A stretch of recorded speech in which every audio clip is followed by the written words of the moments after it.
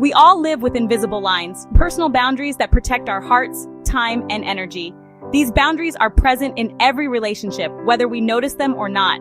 They shape the way we interact with others and how we care for ourselves. Think of them as a flexible fence, not a wall. Boundaries can move and shift as our needs change, allowing us to adapt to different situations and people. You decide who comes in and when. You have the power to open the gate, to welcome people into your life, or to close it when you need space to recharge. Boundaries aren't about shutting people out. They're about keeping ourselves safe so we can connect authentically. When we honor our limits, we create space for real connection, not just surface-level interactions. Many of us worry that setting boundaries makes us selfish, but the truth is, clear boundaries allow us to give generously, without resentment or exhaustion. When we say yes, it's because we truly want to, not because we feel pressured or guilty. The most compassionate people I know are those who know and honor their limits. They give from a place of abundance, not depletion, and their kindness is sustainable. Imagine your life as a garden. Without a fence, anyone can wander in, trample your flowers, or leave a mess. Your energy and joy can be drained by those who don't respect your space. But with a gate, you can invite people in and enjoy your space together, knowing it's protected. You get to choose who shares your most precious moments and who stays outside the fence. Boundaries work the same way for our emotions, energy, and time. They help us decide when to rest, when to say no, and when to open up to others. They help us share the best of ourselves intentionally and safely. When we feel secure, we can be more generous, more loving, and more present. Setting boundaries isn't about pushing people away. It's about creating a safe space to engage with the world. It's about making room for the relationships that truly matter. When we're clear about our boundaries, we show ourselves and others that we matter. We teach people how to treat us, and we model self-respect. This is the foundation of honest, wholehearted living. It's how we build trust, both with ourselves and with those around us. It's not always easy, but it's always worth it. Setting boundaries can feel uncomfortable at first, but over time, it becomes an act of courage and self-love. Boundaries are a practice of self-respect. They remind us that our needs and feelings are important and that we deserve to be treated with care. They lead to deeper, more honest relationships. When we're clear about what we need, we invite others to do the same, creating a foundation of mutual respect. They protect what's beautiful inside us. Our dreams, our hopes, and our sense of self all flourish when we feel safe. Drawing these lines takes courage and love. It's a daily practice, one that grows stronger each time we honor it. And it's one of the bravest things we can do for ourselves and those we care about. When we honor our boundaries, we create a life that feels true, connected, and deeply fulfilling. So, what are boundaries? Simply put, they're the limits and rules we set for ourselves in relationships. Boundaries aren't punishments. They're statements of what's okay and what's not. They can be physical, like personal space, or emotional, like not taking on someone else's feelings. Boundaries also protect our time and energy, like not answering work emails after hours. They're not selfish, they're acts of self-preservation. You have the right to your own opinions, even if they differ from others. Material boundaries matter too. It's okay to say no to lending your things. Boundaries are a sign of self-worth. Without them, we risk resentment and burnout. Setting boundaries teaches others how to treat us. It's brave, necessary work that lets us show up for ourselves and others with a full heart. Boundaries are how we honor our own value. Boundaries shape our daily lives, at home, school, and work. At home, a closed door signals a need for privacy. Respectful communication is a boundary that keeps families healthy. Kids learn to ask before borrowing. Parents set aside time to recharge. At school, students might say, "I need to focus," or ask for hurtful jokes to stop. Teachers set classroom rules to create a respectful environment. At work, boundaries prevent burnout, like taking a real lunch break or saying no to extra projects. Asking colleagues not to interrupt is a boundary that protects your focus. In all these places, boundaries are about respect for yourself and for others. They don't create distance, they create healthy connections. When boundaries are clear, everyone feels safer and more valued. That's how we bring our best selves to every part of life. Sometimes boundaries aren't obvious. That's when asking questions matters. Instead of guessing, we can ask, "Do you want to talk about it, or would you prefer a distraction?" Before a hug, "Is it okay if I give you a hug?" At work, "Is now a good time to brainstorm, or should we stick to the agenda?" Clarifying expectations helps too. "Can you tell me more about what you need and when?" If a friend calls late, Start with curiosity. I've noticed you call after 10. Everything okay? Asking questions builds trust and shows respect for others' comfort. It prevents assumptions and gives people agency. This practice creates space for honest, caring relationships. When we ask, we co-create spaces where everyone feels seen and valued. Let's imagine a world where boundaries are not just spoken, but truly respected, where people feel safe to express their needs and are met with understanding. Take Sarah, who's new at her job. Late on a Friday, her boss, Mark, asks her to review a report before Monday. It's a common scenario, but how it unfolds makes all the difference. Sarah responds thoughtfully, "Thank you for trusting me with this. I make it a priority to keep my weekends for rest and recharging, so I can have this ready for you by end of day Monday. Would that work for you?" Mark listens and nods.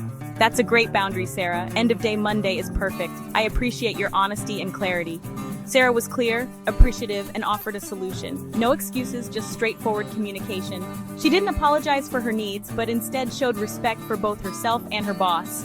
Mark validated her boundary, setting a tone of mutual respect and showing that he values her well-being as much as her work. Because of this, Sarah enjoys her weekend guilt-free, spending time with friends, relaxing, and returning to work on Monday, feeling refreshed and motivated. Mark, in turn, gains a team member who's energized, not burned out, someone who can give her best because her boundaries are honored. This single, respectful interaction builds trust and sets a healthy precedent for future conversations, making it easier for others to speak up too. When boundaries are honored, both people benefit. There's more trust, more motivation, and a stronger sense of teamwork. Respecting limits creates sustainable, positive relationships, both at work and in our personal lives. It's not about everyone having the same boundaries, but about honoring each person's unique needs and perspectives. That's how strong, healthy communities are built, one respectful interaction at a time. Boundaries respected are the foundation of trust, and trust is what allows us all to thrive together. Now, let's see what happens when boundaries aren't respected. It's a situation many of us have faced. When someone we care about pushes past the limits we've set, intentionally or not. Maria, going through a tough time, calls her friend Jessica late at night to vent, often for hours. She's overwhelmed and needs support, but the timing and frequency start to take a toll. Jessica, exhausted and running on little sleep, finally says, "I love you, but I need sleep. Can we talk tomorrow afternoon instead?" She's trying to care for herself while still being there for her friend. Maria reacts with anger. "I can't believe you're doing this to me. You're worried about your sleep?" Her pain spills over and she lashes out, making Jessica feel like the bad guy. Maria's response isn't about Jessica's boundary. It's about her own pain, but she uses guilt to push Jessica's limits. This is a common reaction when someone feels abandoned or rejected. Jessica feels hurt and guilty, and the friendship is strained. She wonders if she did the right thing, or if she's being selfish for needing rest. When boundaries are crossed, resentment builds and connections break down. The trust and safety that once existed start to erode, leaving both people feeling misunderstood. Jessica now faces a choice: abandon her needs to appease Maria, or hold her boundary and risk distance. It's a painful dilemma, and there's no easy answer. This is the hard work of self-respect. It means standing up for your own well-being, even when it's uncomfortable or unpopular. Not everyone will respond well to boundaries, especially if they're used to you always saying yes. Sometimes people may even try to test your limits further, but honoring your own needs is essential, even if it's uncomfortable. Self-care isn't selfish. It's necessary for healthy relationships and your own peace of mind. Boundaries protect relationships from resentment and burnout. They create space for honesty, respect, and real connection. When they're ignored, everyone loses. The relationship suffers, and both people end up feeling alone. Holding firm is difficult, but necessary for healthy connections. It's an act of courage and care for both yourself and the other person. Sometimes, honoring yourself means letting go. And while that can be painful, it's also the first step toward building relationships rooted in mutual respect and understanding. Setting boundaries, especially saying no, takes courage. We fear disappointing others, but clear is kind, unclear is unkind. Be direct and compassionate. You don't have to be harsh to be firm. Use I statements. I don't have the capacity to take that on right now. This frames your boundary around your needs, not as a judgment. Offer alternatives if you can. I can't help Saturday, but I'm free Sunday. You don't owe anyone a long explanation. "Thank you for asking, but I'm not able to do that" is enough. Practice simple, polite refusals. They teach others to respect your no. Expect some pushback, especially from those used to you always saying yes. Hold steady, your needs matter. The discomfort is temporary. The cost of not setting boundaries is much higher.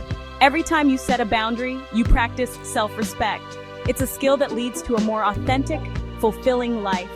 Boundaries are kindness to yourself and others. Respecting others' boundaries is as important as setting our own. Listen closely, not just to words, but to body language and tone. If someone hesitates or seems uncomfortable, check in. Is this okay for you? Accept a no with grace. Don't push for reasons or try to change their mind. Their no is about their needs, not a rejection of you.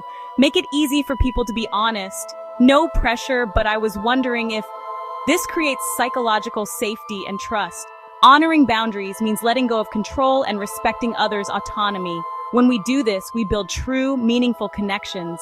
Respecting lines is how we create communities where everyone feels safe to be themselves. Boundaries aren't just about self-care, they're the foundation of healthy communities.